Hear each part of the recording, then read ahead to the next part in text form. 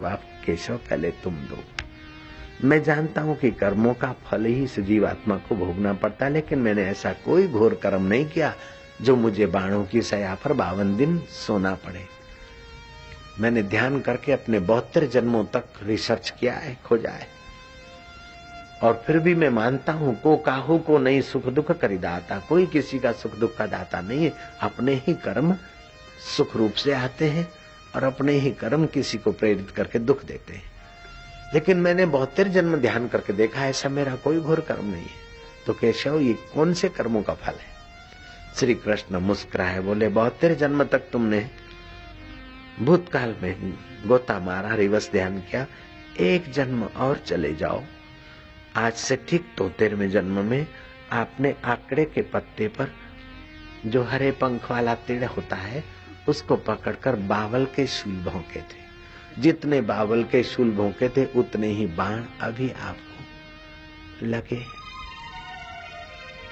इसलिए कर्म की गति गहन है।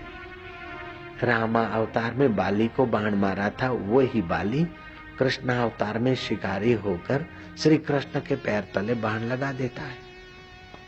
अवश्यम मेव भोक्तृत्वम कृतम कर्म शुभाशुभम अवश्यम भाविनो भावानाम प्रतिकारो भवेत यदि दुखे न लिप्येरन नाल राम युधिष्ठिरा। जो अवश्यमेव कर्म का फल नहीं भोगना होता तो युधिष्ठिर जैसे धर्मात्मा, राम जैसे मर्यादा पुरुषोत्तम और नल जैसे बुद्धिमान संयमी राजा को दुख नहीं देखना पड़ता। इसलिए कर्मों की गति गहन है। न जाने किस कर्म का, किस धर्म का, किस जन्म का कौन सा कर्म अब चल रहा है। एक सेठ के घर बहू शादी करके आई थी। उसका भाई आया हालचाल पूछने को, तो सेठ ने कहा मैं तो बहू रानी ने कहा मैं तो बासी रोटी खाती हूँ। सेठ पास वाले कमरे में बैठा था, चिढ़ गया, अपने बेटे को बुलाया कि तेरी पत्नी कितनी झूठ बोलती है। दिन भर चूल्हा जलता रहता है और कभी आधा घंटा भी बासी रोटी नहीं पड़ी रहती। इतना बड़ा अपना कारोबार और नौकर चाकर है, फिर भी तेरी पत्नी अपने भाई को बोल रही है कि हम बासी रोटी खाते हैं। पति ने पत्नी को कहा क्यों हमारे कुल खानदान की इज्जत मिट्टी में मिला रही है? बासी रोटी तो कभी तूने छुई तक नहीं। बोले बासी रोटी तो मैं खा ही रही हूँ। अगले जन्म का किया हुआ पुण्य, उसी कारण हम अभी धनी हैं। तो अगले जन्म का पुण्य अभी खा रहे हैं, बासी रोटी खा रहे हैं। अभी तो ससुराल जी और आप और हम कुछ करते नहीं है, तो ये बासी रोटी तो हुई। अभी हमें जप तप और पुण्य दान करना चाहिए, तभी ताजी रोटी मानी जाएगी। तो बासी खा रहे हैं। महाराज युधिष्ठिर को श्री कृष्ण ने संकेत किया। युधिष्ठिर ने प्रणाम किए। भीष्म पितामह प्रसन्नता से युधिष्ठिर को दान धर्म, राज धर्म, मोक्ष धर्म, स्त्री धर्म, भगवत धर्म, द्विविध धर्म आदि उपदेश देने लगे।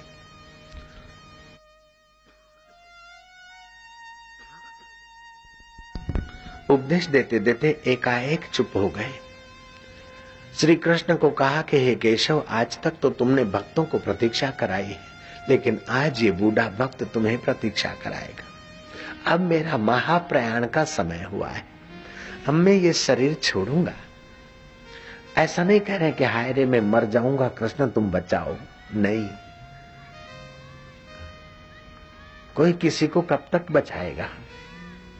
अनित्यानि शरीराणि वैभवो नैव शाश्वतः नित्य सन्निहितो मृत्यु कर्तव्यो धर्म संग्रह। शरीर अनित्य है, वैभव शाश्वत नहीं है और नित्य मौत की तरफ नजीक जा रहे हैं। कर्तव्य है कि धर्म का संग्रह कर ले, कर्तव्य है ज्ञान को पचा ले, कर्तव्य है कि अपने आत्मा श्री हरि प्रणव का उच्चारण की आदत डाल दे। हे केशव, मेरा तुम्हारे चरणों में प्रणाम है और अब तुम मुझे वचन दो कि जब तक मेरा श्वास महाविराट श्वास में नहीं मिलता तब तक तुम यहीं खड़े रहोगे। उदास होकर नहीं, गंभीर होकर नहीं, मंद मंद मुस्कुराते रहियो। दुपट्टा पीतांबर फरकता रहे और होठों पर स्मित बरसता रहे और इधर उधर नहीं देखोगे। मुझ बूढ़े भक्त के तरफ नजर बरसती रहे। हे केशव, आत्म रूप से तो तुम हमारे दिल की धड़कनें चला रहे हो, चैतन्य हो, व्यापक हो, आकाश की नाई सूक्ष्मतम हो। लेकिन देवकी नंदन नंद गोप कुमार इस साकार विग्रह का भी मेरी आंखें दीदार करती रहे, ये मुझे वचन दो। मुस्कान और मौन सुकृति की निशानी है। भीष्म कहने लगे कि केशव, मुझे वो दिन भी याद है कि यशोदा माँ ने ओखली से तुम्हें बांधा था और नल कुबर का उद्धार करने के लिए वृक्षों को तुमने स्पर्श करके उनकी सदगति कर दी थी। और मुझे वो भी याद है कि यशोदा माँ ने तुम्हें एक बार डांटा था, तुम कीचड़ में खदबद होकर आए थे और यशोदा माँ ने कहा था कि शायद मालूम होता है अगले जन्म में तू सुअर था, और आप हंस पड़े थे कि माँ तो जानती है कि सुअर में भी मैं हूँ, हर एक जन्मों में मेरे अवतार होते हैं। ऐसे करके तुम मुस्कुराए थे केशव। मुझे ये भी स्मरण है कि मुझ आतताई ने तीक्ष्ण बाण मारे और तुम्हारी कोमल उंगलियों से रक्त बह रहा था, फिर भी तुम घोड़े की बागडोर संभाले हुए और पार्थ को उत्साहित कर रहे थे। घोड़ों की टापों से उड़ी हुई धूल तुम्हारे घिंघरूले बालों को मटमेला सा किए जा रही थी। युद्ध के परिश्रम से तुम्हारे चेहरे पर पसीना उभर आया था और सूर्य के किरण उस पसीनों को मानो मोतियों का साथ चमक दे रहे थे। हे परमेश्वर, मेरा आपके चरणों में प्रणाम है। हे राधिका रमण, हे गोपी रमण, मेरा आपके चरणों में प्रणाम है। ध्यान देना पाश्चात्य जगत के प्रभाव से जो बाबू लोग प्रभावित हैं उनको बताने के लिए। लोग बोलते हैं Krishna he was very sexy person. उन मूर्खों को पता नहीं, कृष्ण अगर कामी होते, सेक्सी होते, तो बाल ब्रह्मचारी भीष्म पितामह 125 साल के जब मर रहे हैं उस समय कृष्ण को कहते कि आप मेरे सामने खड़े रहो और मैं आपका दर्शन करते करते अपनी सदगति करूं, ऐसा वो नहीं कह सकते थे। और प्रार्थना में कह रहे हैं, हे राधा रमन, हे गोपी रमन, मेरा तुम्हारे चरणों में प्रणाम है। श्री कृष्ण, मेरी एक कन्या है, मैं तुम्हें अर्पण करता हूं, जिसको मैंने खूब पवित्र रखा है। 125 साल का बूढ़ा मरते समय ब्रह्मचारी कह रहा कि मेरी कन्या है जिसको मैंने पवित्र रखा है, मैं तुम्हें अर्पण करता हूँ, स्वीकार करो। केशव, वो कौन सी कन्या? मेरी बुद्धि रूपी कन्या को मैंने व्रत से, सत्य व्रत से, संयम से मैंने शुद्ध रखा है। ऐसी शुद्ध कन्या ही आप स्वीकार करेंगे। मेरी बुद्धि रूपी कन्या मैं आप अंतर्यामी ईश्वर में लगाता हूँ, आप स्वीकार करिए और मेरा आपको प्रणाम है। मरते समय आप अपनी कन्या अंतर्यामी ईश्वर को अर्पण कर देना।